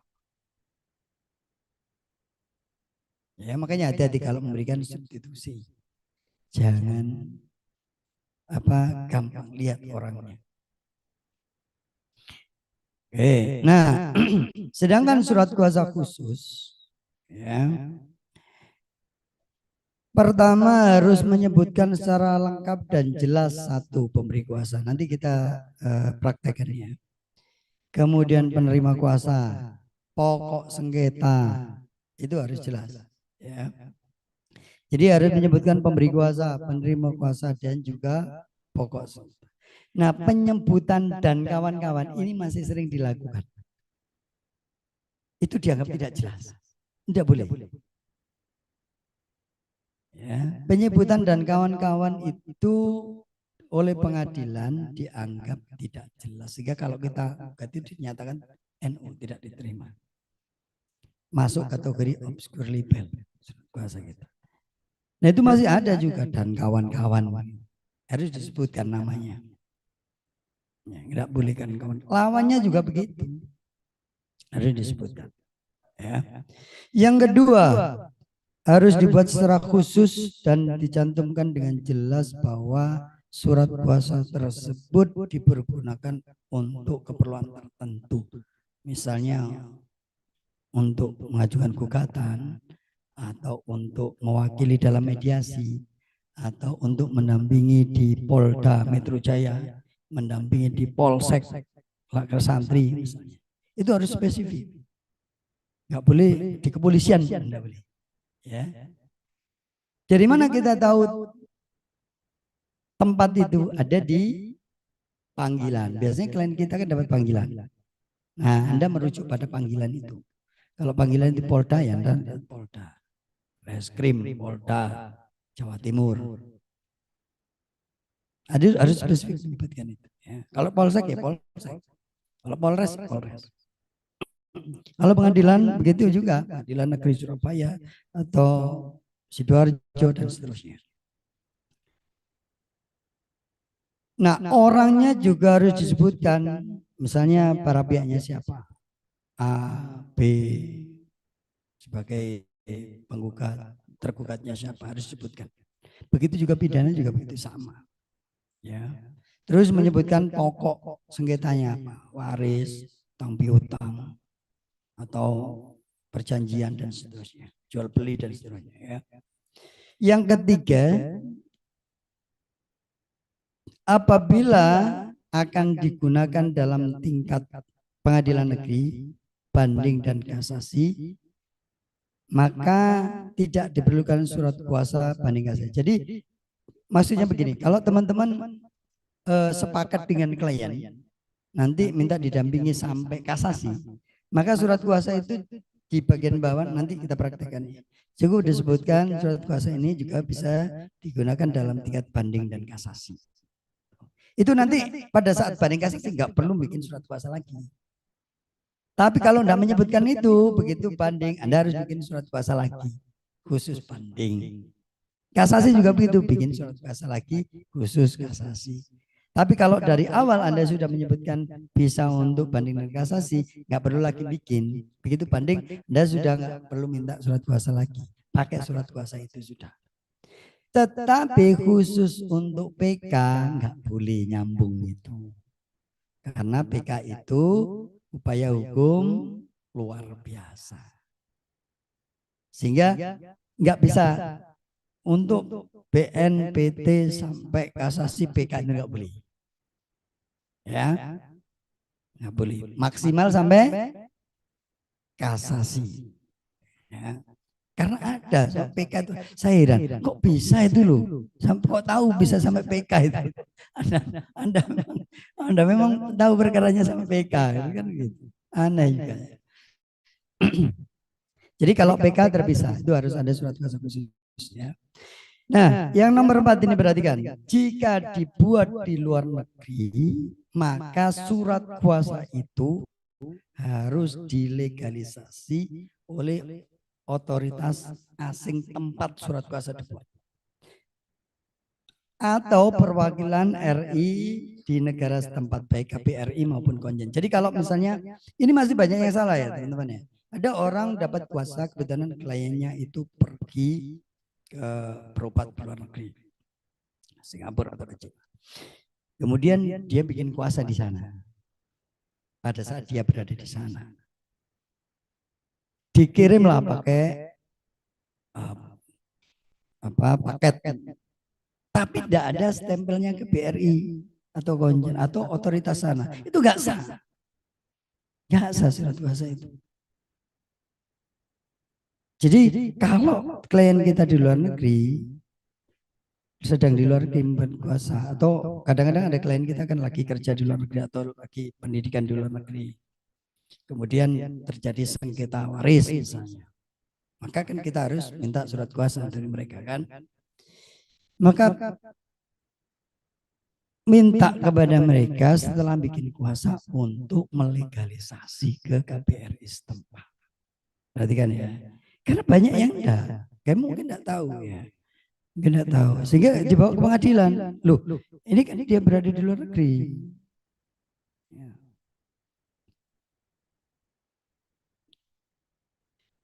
Ya, yang berikutnya yang nomor 5 ini juga masih banyak yang salah. Jika klien kita itu tidak bisa tanda tangan, misalnya orang tua, ya, kemudian menggunakan cap jempol, itu harus dilegalisasi di hadapan pejabat umum, notaris, atau hakim, atau KPN. Biasanya umumnya notaris. Ya, perhatikan, jangan hanya cap jempol terus dibawa, itu enggak sah. Itu banyak. Oh iya saya bilang, itu lo kok cap jempol aja enggak kamu legalisasi. Loh, pakai legalisasi lo kok enggak tahu. Banyak sekali itu. Jadi kalau cap jempol itu harus dilegalisasi di notaris, dibawa ke notaris untuk dilegalisasi. Ya, perhatikan ya. Karena itu masih banyak yang tidak paham. Yang dua ini, makanya saya kasih merah-merah itu banyak yang nggak paham. Oke. Nah, untuk berperkara perdata ya, itu ada surat kuasa yang harus kita miliki. Yang pertama adalah surat kuasa gugatan. Baik kita sebagai penggugat maupun tergugat itu harus punya surat kuasa.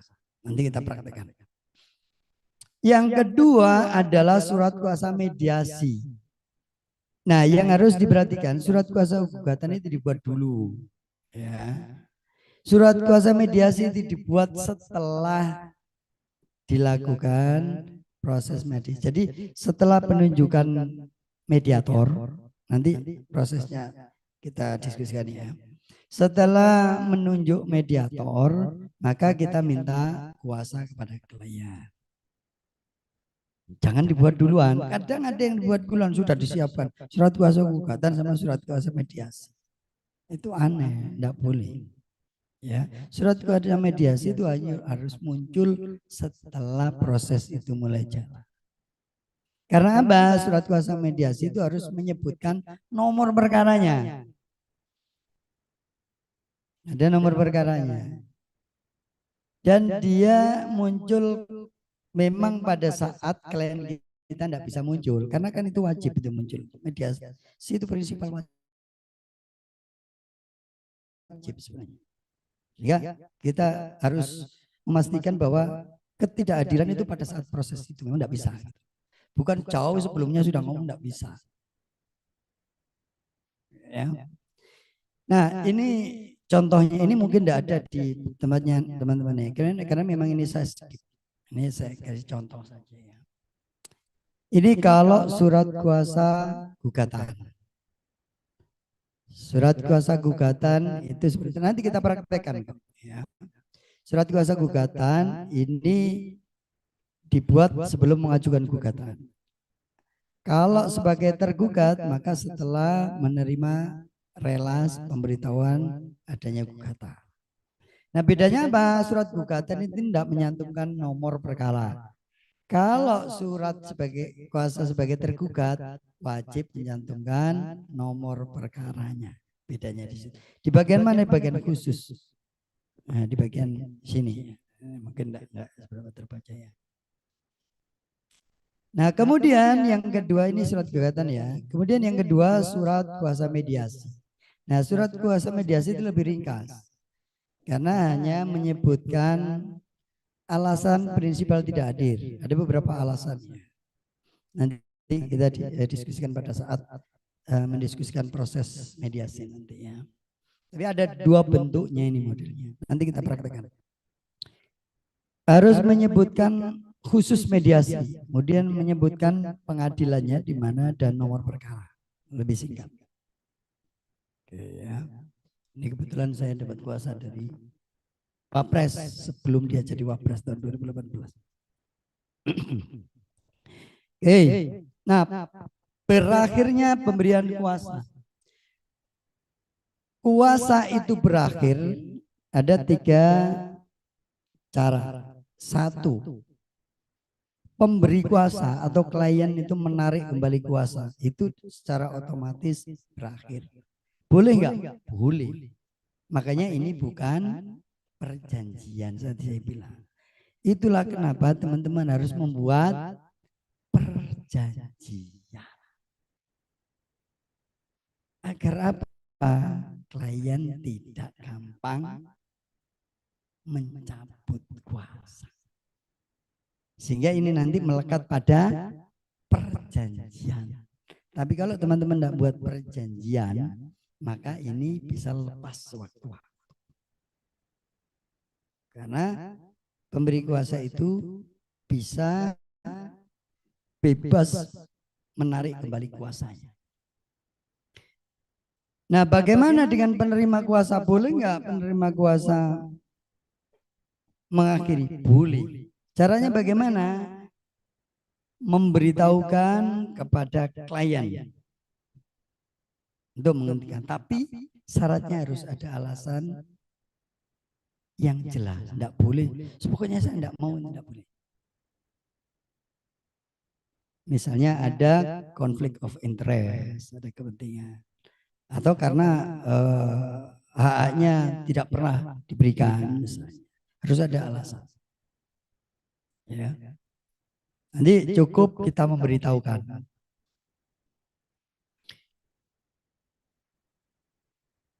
Oh ya, ini terakhir ya. Setelah ini nanti kita rehat ya. Soalnya sudah ngantuk. Saya sendiri juga sudah.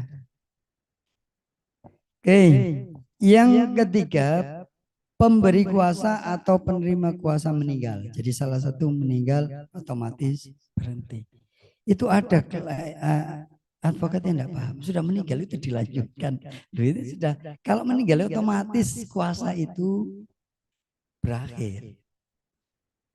Ya, berakhir. Atau berada di bawah pengawasan atau pilot. Begitu pilot juga berakhir. Misalnya klien kita dinyatakan pilot, berakhir dengan sendirinya. Kita sudah bisa, tidak bisa lagi mewakili. Ya. Oke, baik teman-teman. Sebelum kita lihat, ada yang mau tanya? Ya, silakan Pak. Namanya siapa Pak?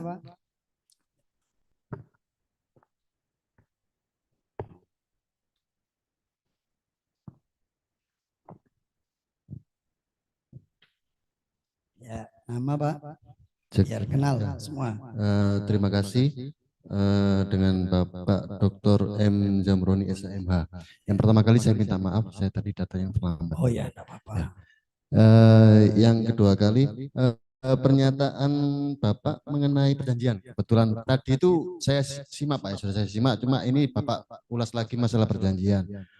Mohon maaf, mungkin bagi kami yang mungkin masih tahap belajar Pak ya, untuk masalah perjanjian. Yang Namanya ingin, siapa? Namanya oh ya, siapa? nama saya Erwanto, saya alumni Erwanto. dari WK sendiri Bapak. Oh ya. Yang ingin saya tanyakan mengenai isi dari atau materi-materi dari perjanjian itu seperti apa. Kalaupun nanti ada contoh buah perjanjian, bolehkah untuk kiranya di-share di grup bagi teman-teman. Nah, kalau yang saya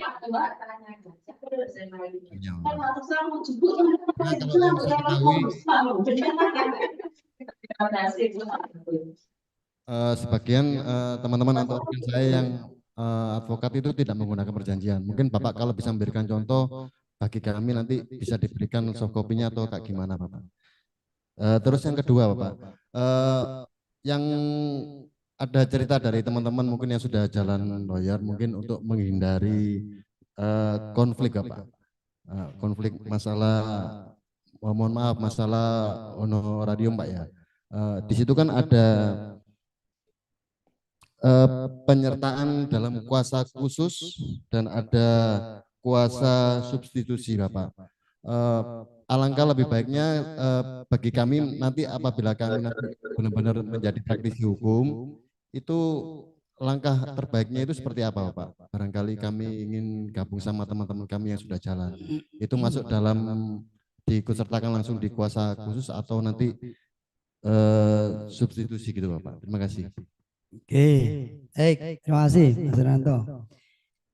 Yang pertama soal perjanjian, memang ini saya kan tadi sudah sampaikan ya, jarang sekali advokat buat perjanjian, kecuali memang yang sudah yang agak modern, yang agak high level itu rata-rata bikin perjanjian. Nah mayoritas nggak pakai, mayoritas tekan kuasa ya sudah, itu. Yes, pokoknya nanti bayar segini. Itu mayoritas. Nah, saya tekankan pada teman-teman tadi kan, jangan ikut mayoritas. Jangan ikut yang mayoritas. Anda harus punya level tersendiri. Biasakan membuat surat perjanjian. Namanya biasanya umumnya disebut perjanjian jasa hukum. Nanti coba saya kasih draftnya ya. Mudah-mudahan nanti ada yang masih kosongan. Jadi kenapa itu penting? Karena pertama agar hak-hak kita terpenuhi. Demikian pula hak-hak klien juga bisa tahu apa kewajiban masing-masing sampai mana. Karena seringkali konflik, gitu loh, seringkali konflik. Karena kalau lisan itu kan nggak bisa dipegang, namanya lisan, nggak ada bukti. Sering malah rame dengan kliennya sendiri itu kan nggak lucu.